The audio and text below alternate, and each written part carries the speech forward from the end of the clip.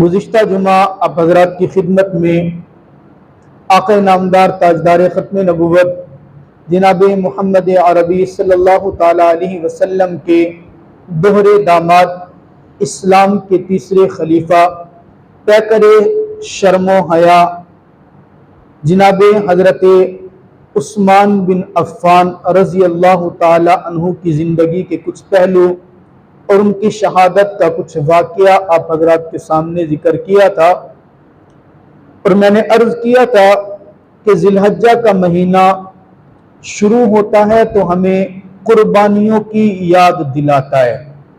ذی الحجہ کے مہینے کی ابتدا وہ حضرت اسماعیل علیہ السلام، حضرت ابراہیم علیہ السلام کی قربانیوں سے ہوتی ہے۔ 10 ذی الحجہ ہم گزار لیتے ہیں تو حضرت عثمان بن عفان رضی اللہ تعالی عنہ کی شہادت اور ان کی قربانی، 18 ذی الحج کو یہ عظیم قربانی پیش آئی۔ 18 ذی الحج گزرتی ہیں تو فوراً محرم الحرام کی تیاریاں اور محرم اسلامی سال کا پہلا مہینہ، یہ بھی ہمیں بہت عظیم الشان صحابہ کرام کی قربانیاں یاد دلاتا ہے۔ اسلام کے دوسرے خلیفہ جناب سیدنا عمر بن خطاب رضی اللہ تعالی عنہ میرے آقا کے عظیم الشان صحابی ہیں۔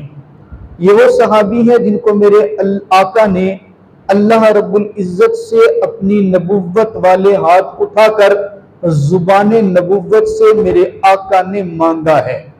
آپ یوں دیکھ لیجئے کہ ہر ایک صحابی اپنی مرضی سے اسلام میں داخل ہوا، لیکن جناب عمر بن خطاب رضی اللہ تعالیٰ عنہ وہ عظیم صحابی ہیں جن کو میرے آقا نے اسلام کی قوت کے لیے اللہ سے مانگا ہے۔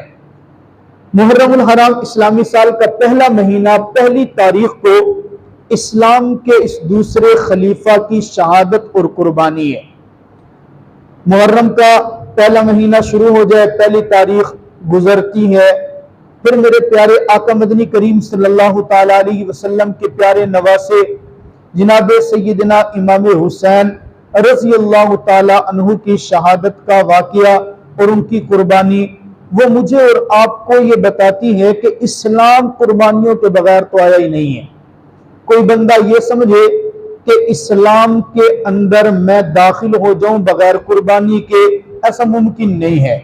اسلام کی بنیاد میں قربانیاں لگی ہیں، عظیم لوگوں کا عظیم خون لگا ہے، تب آپ کے اور میرے گھر کے اندر قرآن پہنچا ہے، تب آپ کے اور میری زبان پہ کلمہ پہنچا ہے۔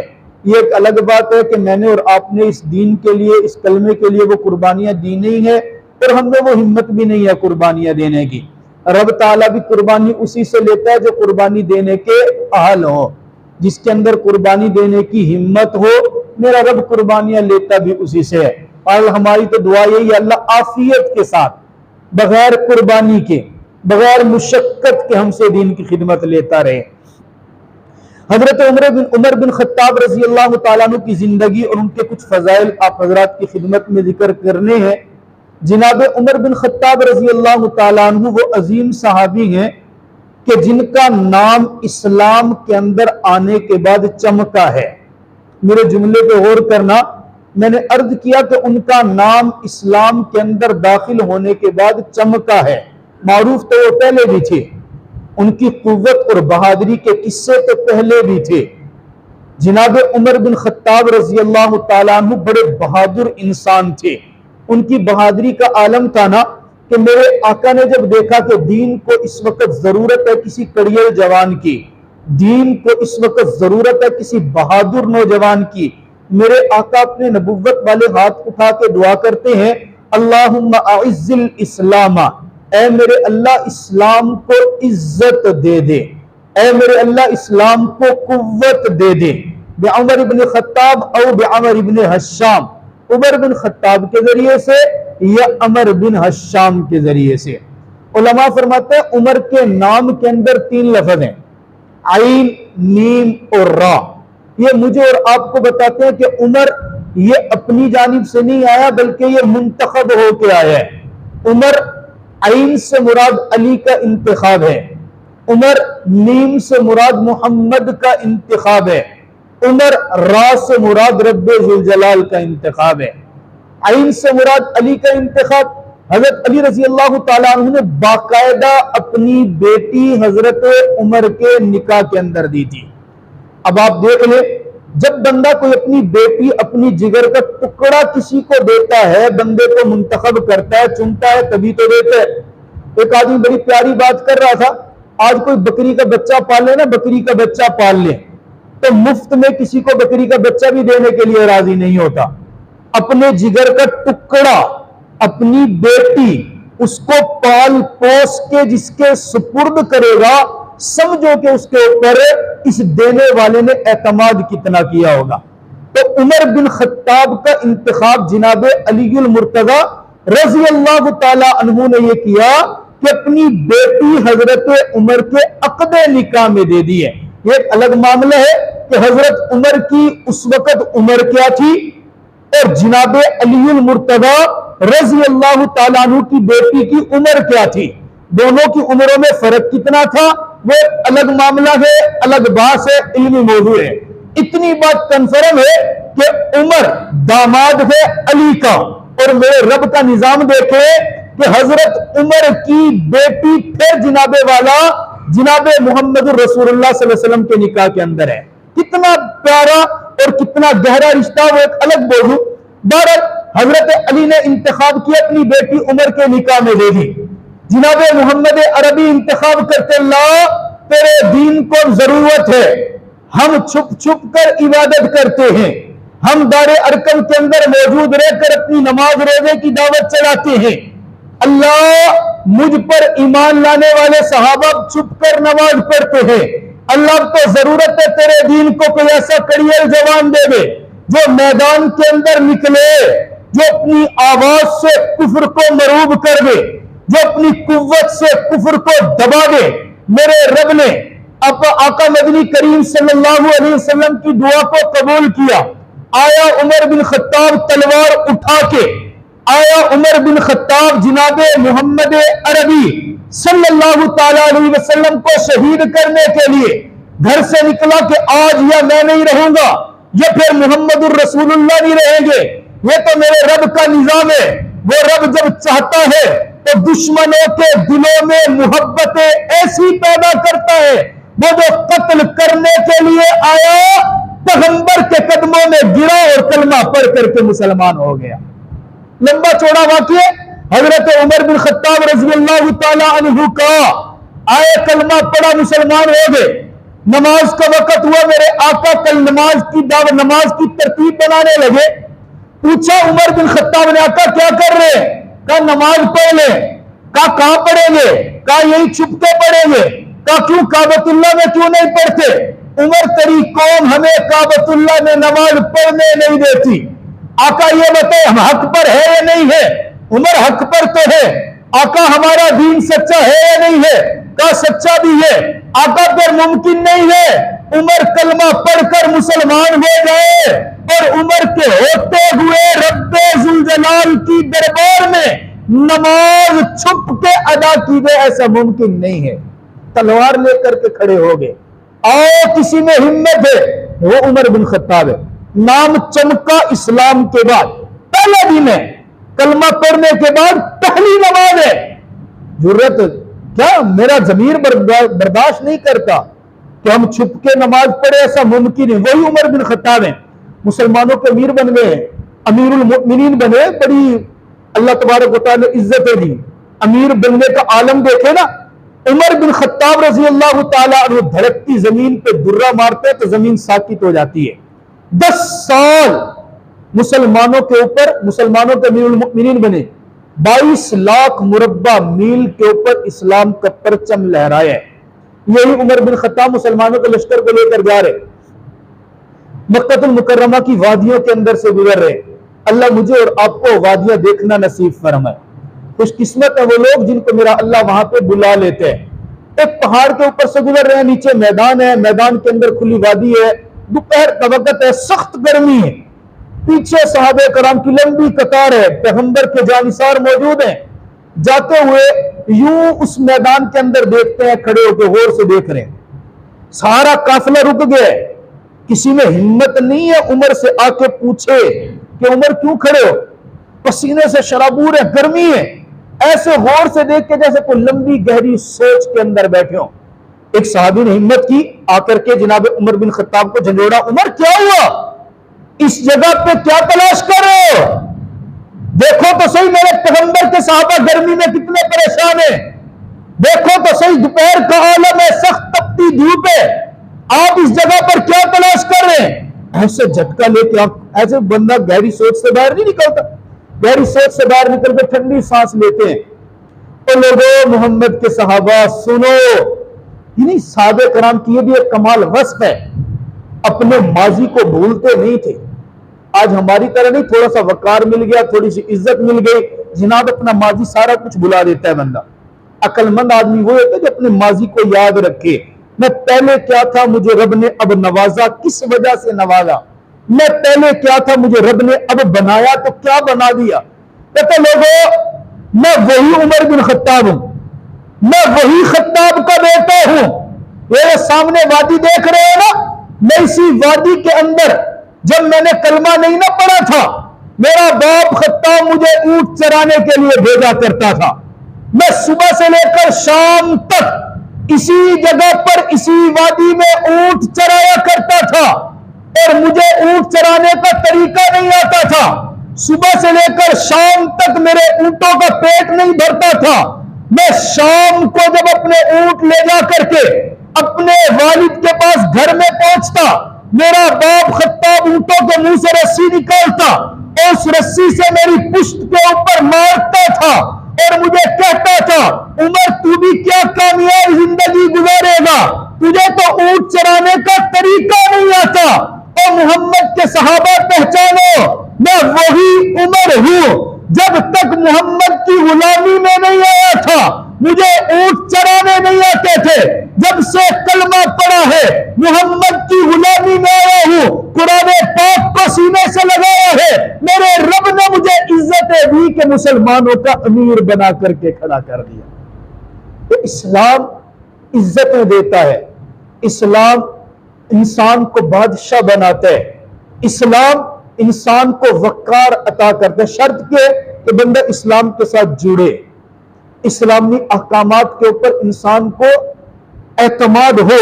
عمر بن خطاب رضی اللہ عنہ فرماتے تھے، کوئی بندہ مجھ سے ساری زندگی کی نیکیاں مانگنا چاہے نا تو اپنی زندگی کی ساری نیکیاں دے دو، بس ایک جملہ جو پیغمبر نے کہا تھا، میں سب کچھ تجھے دیتا ہوں اور یہ کہ جملہ مجھے دے دو، میں اپنی زندگی کی نیکیاں دے دوں گا، جملہ نہیں دوں گا۔ پوچھا کون سا جملہ؟ کہا ایک مرتبہ میں عمرہ کرنے کے لیے جا رہا تھا، میرے پیغمبر مجھے روانہ کرنے کے لیے باہر آئے مدینہ سے، میرے آقا نے مجھے مدینہ سے باہر نکالتے ہوئے جملہ ارشاد فرمایا تھا، آقا نے فرمایا یا عمر یا اخی، جملہ سنیے، یا عمر یا اخی اشرکنا فی دعائک ولا تنسانا، عمر میرے بھائی تو عمرہ کرنے کے لیے جا رہا ہے، مجھے اپنی دعاؤں میں شریک رکھنا، مجھ محمد کو دعاؤں میں بھلا نہ دینا۔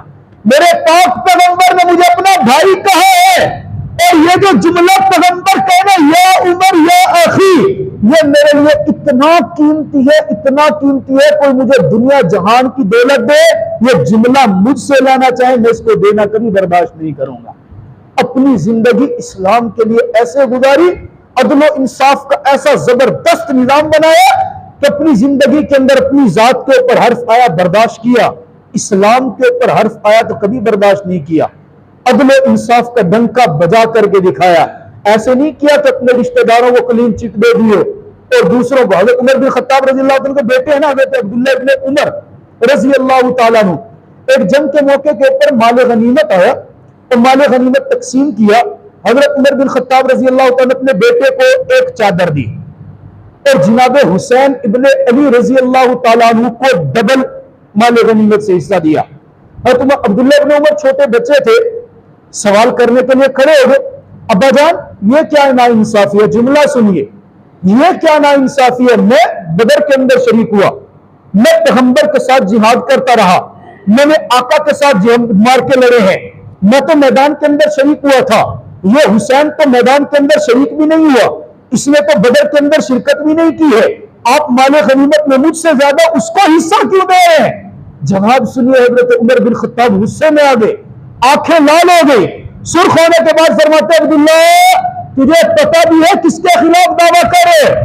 حسین جیسا نانا تیرا نہیں ہے، حسین کی اماں جیسی تیری اماں نہیں ہے، حسین کے ابا جیسا تیرا ابا نہیں ہے، حسین کی نانی جیسی تیری نانی نہیں ہے، حسین تو وہ گا جسے محمد نے اپنے کندھوں پہ سوار کیا ہے، حسین تو وہ گا جسے محمد نے اپنا لعاب دہن چٹایا ہے، حسین تو وہ گا کہ جس کے لیے پاک پیغمبر نے اپنا آپ کو سواری بنایا ہے، حسین تو وہ گا جس کے منہ کے اندر پیغمبر نے اپنے ہاتھ سے بکری کا دودھ نکال کر کے پلایا ہے، حسین تو وہ گا جسے پیغمبر نے کہا ہے سیدہ شباب اہل الجنہ، عبداللہ آج تو جرت کر لی ہے، آج کے بعد کبھی حسین کی برابری کرنے کا نہ سوچنا۔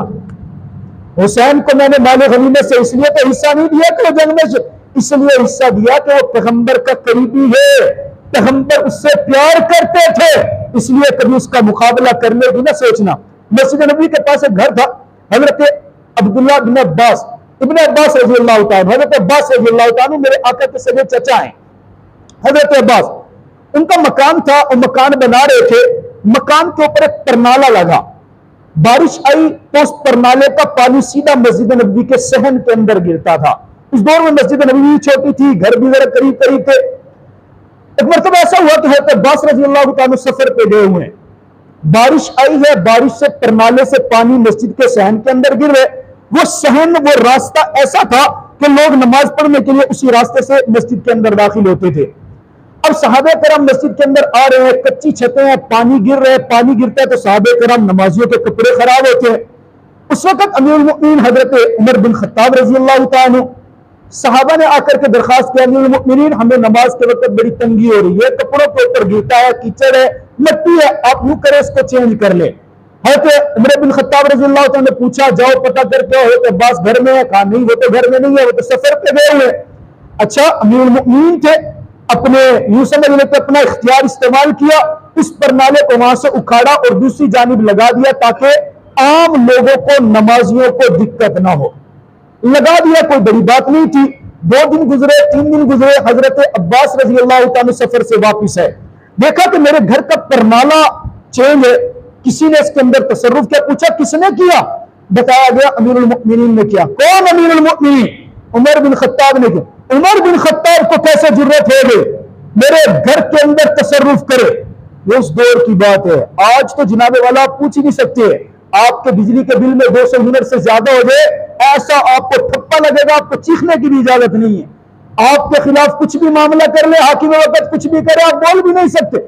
عام حضرت عباس رضی عمر کو کیسے جرت ہوئی کہ وہ میرے گھر کے اندر تصرف کرے؟ گھر میرا ہے، چھت میری ہے، پرنالہ میرا ہے، عمر نے کیسے کیا؟ بات حضرت عمر بن خطاب تک پہنچ گئے۔ حضرت عمر بن خطاب رضی اللہ عنہ بھائی میں نے رفع عامہ کے لیے کیا، لوگوں کو تکلیف ہو رہی تھی، نماز بھائی بے شک تکلیف ہو رہی تھی، آپ کم از کم میرے آنے کا انتظار تو کر لیتے۔ حضرت عباس رضی اللہ عنہ مدینہ کے قاضی چیف جسٹس اس وقت حضرت ابی بن کعب رضی اللہ تعالیٰ عنہ دعویٰ کر دیا، مقدمہ کر دیا۔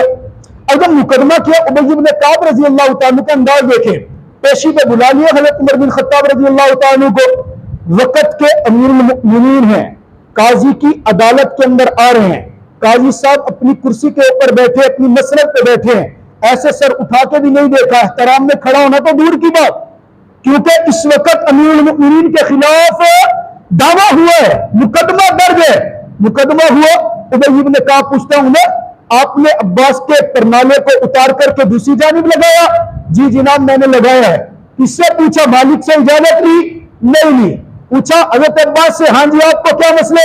قاضی صاحب معاملہ یہ ہے کہ امیر المؤمنین نے میرے گھر کا پرنالہ اتار کر کے دوسری جگہ پر لگایا، اس بات کی تو خیر تھی لیکن اس کو یہ پتا نہیں تھا کہ یہ پرنالہ کوئی عام پرنالہ نہیں ہے، یہ پرنالہ وہ ہے جو پاک پیغمبر جناب محمد عربی صلی اللہ علیہ وسلم نے اپنے ہاتھ سے میری چھت کے اوپر لگایا تھا۔ اب میرا سوال یہ ہے جس پرنالے کو میرا پیغمبر لگا دے، عمر کے اندر جرت کیسے آئی کہ اس پرنالے کو اکھاڑ کر کے دوسری جگہ پہ لگائے؟ حضرت عمر فرماتے ہیں مجھے تو نہیں پتا. کہ نہیں پتا تو پوچھ لیتے, انتظار کر لیتے. کہ معاملہ کیا ہے, ماجرا کیا ہے؟ حضرت عباس رضی اللہ تعالیٰ فرماتے ہیں قاضی صاحب معاملہ کچھ یہ ہے, جب میں مکان بنا رہا تھا میرے مکان چھت تک پہنچ چکے تھے, پرنالہ لگانے کا وقت آیا تھا, میں پرنالہ لگانے کے لیے جگہ کا انتخاب کر رہا تھا. اچانک سے مسجد کے اندر میرے پیارے آقا جناب محمد عربی صلی اللہ علیہ وسلم تشریف لائے. آقا نے پوچھا چچا جان کیا کر رہے ہیں؟ میں نے کہا آقا میں اپنے پرنالے کا انتظام کرنے لگا ہوں, یہ جگہ کا انتخاب میرے پیارے آقا نے کیا. میں نے کہا آقا اگر جگہ کا انتخاب آپ کر رہے ہیں تو پھر یوں کریں, میں عباس نیچے بیٹھ جاتا ہوں, آپ بھتیجے بھی ہیں میرے پیغمبر بھی ہیں, میرے کندھوں کے اوپر سوار ہو کے اپنے مبارک ہاتھوں سے پرنالہ لگے. قاضی صاحب میں زمین کے اوپر بیٹھا تھا, میرے آقا میرے کندھوں پر بیٹھے, میں نے اٹھنا چاہا تو میں نہیں اٹھ سکا, اس لیے کہ آقا ہے, پیغمبر ہے, نبوت کا بوجھ ہے, ہر ایک کے بس میں نہیں کہ وہ پیغمبر کی نبوت والا بوجھ اٹھا سکے. قاضی صاحب میں نہیں اٹھ سکا. آقا مسکرا کے کہنے لگے اے باس تیرے اندر وہ ہمت نہیں تو آخری پیغمبر کی نبوت کا بوجھ اٹھا سکے. یہ سعادت اگر کسی کو دی ہے میرے رب نے یہ صدیق اکبر کو دی ہے کہ جس نے آخری پیغمبر کو اپنے کندھوں پر بٹھا کر کے وہ اونچی پہاڑی پر چڑھ چکا تھا. آقا پھر کیا کروں؟ آقا فرماتے پھر میرے آقا نیچے بیٹھے ہیں اور مجھے کہا باس تو میرے کندھوں پر بیٹھ جا. میں آقا کے کندھوں پر بیٹھا, آقا نے مجھے کندھوں پر اٹھا کر کے اس جگہ پر پرنالہ خود لگوایا تھا. قاضی صاحب فیصلہ آپ کرے کہ جو پیغمبر پرنالہ خود لگوائے کیا امیر المؤمنین کو ضرورت ہو سکتی ہے کہ وہ اس پیغمبر کو اکھاڑ کے دوسری اس پرنالے کو اکھاڑ کر کے دوسری جگہ پہ لگے؟ تو میرے فاروق رضی اللہ عنہ فرماتے ہیں قاضی صاحب مجھے اس واقعے کا علم نہیں ہے. اگر معاملہ ایسے ہے پیغمبر نے پرنالے کا انتخاب کروایا, آج 22 لاکھ مربع میل پر حکومت کرنے والا عمر بن خطاب, وہ عمر کے جس کو دیکھ کر کے شیطان راستہ بدل لیتے, وہ عمر کے جو دھڑکتی زمین کے اوپر درہ مارے تو وہ زمین ساکت ہو جاتی ہے, وہ عمر کے جو رکا لکھ کر کے خشک دریا کے اندر پھینک دے میرا رب اس کے پانی کو چلا دیتا ہے, وہ عمر اپنے لیے اپنی سزا خود تجویز کرے گا. قاضی پوچھتے ہیں کیا سزا ہے؟ قاضی صاحب سزا ہے 22 لاکھ مربع میل کا حکمران آج اپنے ہاتھ سے گارا بنائے گا, پیغمبر کی طرح خود نیچے بیٹھے گا, عباس پیغمبر کے کندھوں کی طرح میرے کندھوں پر سوار ہوگا اور سوار ہو کر کے وہ گارا اٹھا کر کے میں خود دوں گا اور حضرت عباس اپنے ہاتھ سے اس پرنالے کو اسی جگہ پر لگائیں گے. اب وہ پرنالہ پھر کیسے لگایا گیا, وقت ختم ہو گیا, زندگی رہی تو انشاءاللہ اس واقعے کو اگلے دن میں مکمل